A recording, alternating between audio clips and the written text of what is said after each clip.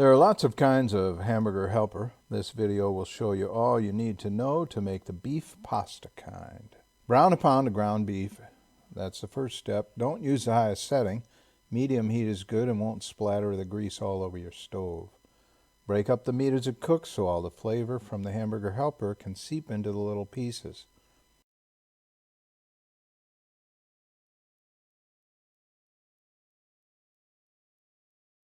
Drain the melted fat onto a paper plate. If you pour it down the sink, it will cool, harden, and now you've got a clogged sink. When the fat hardens, put the plate in the trash. Step 2 is to add 2 1/3 cups of hot water.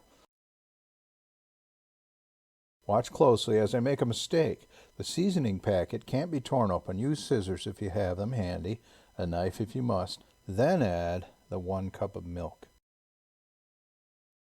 Here's my mistake. I didn't stir in the seasoning powder. I just dumped the noodles on top, which didn't mix well. Next time I'll make sure everything is mixed before adding the noodles, since the powder stuck to some noodles and caused a strong onion flavor because it never dissolved during cooking. Turn the heat down low, cover, and let it cook.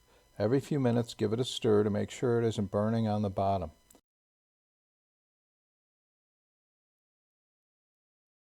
Once the noodles are soft and the sauce is thickened up as shown, spoon it into a fancy dish. Wipe off the dish if you spill some, as I did. Presentation is important. I'll give it a taste test. Ultimately, it was good, although I got an extra strong sauce flavor from that unmixed seasoning powder. You can see it on the noodle as I put it in my mouth, but it still got my thumbs up.